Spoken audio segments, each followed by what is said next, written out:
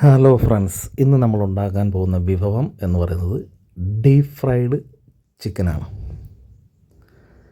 അപ്പോൾ നിങ്ങൾ ഇതാദ്യമായിട്ടാണ് ഈ ചാനൽ കാണുന്നതെങ്കിൽ ഒന്ന് സബ്സ്ക്രൈബ് ചെയ്യാൻ മടിക്കരുത്, ലൈക്ക് ചെയ്യുക, തൊട്ടടുത്തുള്ള ബെല്ലൈക്കൺ പ്രസ് ചെയ്ത് കഴിഞ്ഞാൽ നിങ്ങൾക്ക് അടുത്ത നോട്ടിഫിക്കേഷൻ കിട്ടുന്നതായിരിക്കും. അപ്പോൾ നമ്മളിവിടെ എടുത്തിരിക്കുന്നത് 1 കിലോ ചിക്കൻ കഴുകി വൃത്തിയാക്കി നല്ല പീസാക്കിയത്, അതിലേക്ക് ഏതാണ്ട് 2.5 സ്പൂൺ മുളക് പൊടി നമ്മൾ ഇട്ട് കൊടുക്കുകയാണ്.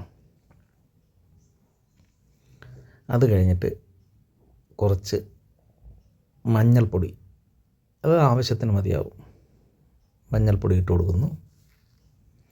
അത് കഴിഞ്ഞിട്ട് കുറച്ച് ഗരം മസാല ആവശ്യത്തിന് ഇട്ട് കൊടുക്കുക. ഗരം മസാല ഇട്ട് കഴിഞ്ഞാൽ കുറച്ചുകൂടെ നല്ല സ്വാദായിരിക്കും. അപ്പോൾ അത് കഴിഞ്ഞ ശേഷം നമ്മൾ ഇതിലേക്ക് കുറച്ച് ഉപ്പ് ആഡ് ചെയ്ത് കൊടുക്കുന്നു. ഉപ്പ് ആഡ് ചെയ്യുമ്പോൾ ശ്രദ്ധിക്കേണ്ട ഒരു കാര്യം എന്ന് പറഞ്ഞാൽ അധികമാവാൻ പാടില്ല, അത് ശ്രദ്ധിച്ചോളണം. അപ്പോൾ ഉപ്പും നമ്മൾ ഇതിനകത്ത് ആഡ് ചെയ്ത് കൊടുത്തു കഴിഞ്ഞാൽ അടുത്ത് നമ്മൾ ഇഞ്ചി, പച്ചമുളക്, വെളുത്തുള്ളി അരച്ചത് പേസ്റ്റ് അത് ഇതിനകത്ത് ആഡ് ചെയ്ത് കൊടുക്കുക. അത് കഴിഞ്ഞിട്ട് ഇതിനെ നന്നായിട്ടൊന്ന് മിക്സ് ചെയ്ത് കൊടുക്കുക.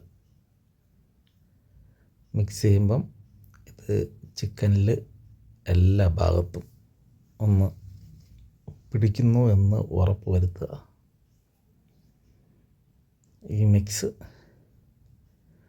എല്ലാ ഭാഗത്തും ഒന്ന് പിടിക്കുന്നു എന്ന് ഉറപ്പ് വരുത്തിയതിന് ശേഷം നമ്മളിത് ഏതാണ്ട് 1/2 മണിക്കൂർ ഒന്ന് മിക്സ് പിടിക്കാൻ വേണ്ടിയിട്ട് വയ്ക്കും. അപ്പോൾ നമ്മൾ 1/2 മണിക്കൂർ മിക്സ് പിടിക്കാൻ വേണ്ടി വെച്ചിട്ടുണ്ട്. അപ്പം 1/2 മണിക്കൂർ കഴിഞ്ഞ ശേഷം നമ്മൾ അതിനെ എടുത്തു. പിന്നെ പാൻ അടുപ്പത്ത് വെച്ച് എണ്ണ ഒഴിച്ച് മിക്സ് ചെയ്ത് വെച്ചിരിക്കുന്ന ചിക്കൻ അതിലേക്ക് ഇട്ട് കൊടുക്കുക. ഏതാണ്ട് ഒരു സ്റ്റെപ്പ് കൊണ്ട് നമുക്കിത് ഫ്രൈ ചെയ്തെടുക്കാം. അപ്പം നമ്മൾ ഈ ഫ്രൈയിൽ അധികം ഫ്രൈ ചെയ്യാൻ വേണ്ട, കാരണം നമ്മൾ ഡീപ്പ് ഫ്രൈ ചെയ്യുകയാണ്, അതുകൊണ്ട് അധികം ഫ്രൈ ചെയ്യണ്ട. ഏതാണ്ട് ഒരു ഹാഫ് ഫ്രൈ ചെയ്ത് എടുത്താൽ മതിയാവും.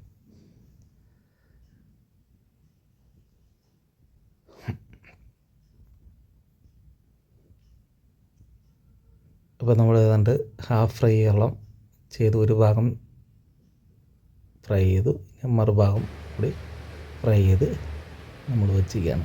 ഇനി നമ്മൾ അടുത്ത് ചെയ്യണമെന്ന് പറഞ്ഞാൽ ഇതിൽ കൂടെ തന്നെ എണ്ണ ഒഴിച്ചിട്ട് ഡീപ്പ് ഫ്രൈ ചെയ്യുക എന്നുള്ളതാണ്.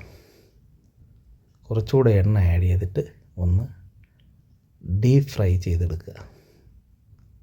അപ്പോൾ ഡീപ്പ് ഫ്രൈ ചെയ്യുമ്പോൾ ശ്രദ്ധിക്കേണ്ട ഒരു കാര്യം എന്ന് പറഞ്ഞാൽ ഇത് കരിഞ്ഞു പോവാതെ ശ്രദ്ധിക്കണം. അപ്പോൾ നമ്മുടെ ഡീപ്പ് ഫ്രൈ ഏതാണ്ട് റെഡി ആയിട്ടുണ്ട്. നമുക്ക് ഊണിൻ്റെ കൂടെയും പൊറോട്ടയുടെ കൂടെയും പിന്നെ നമുക്ക് വേറെ എന്തെങ്കിലും പത്തലിൻ്റെ കൂടെയോ എന്ത് വേണമെങ്കിലും വെച്ച് കഴിക്കാൻ പറ്റിയിട്ട് നല്ല വിഭവമാണ്. Thank you for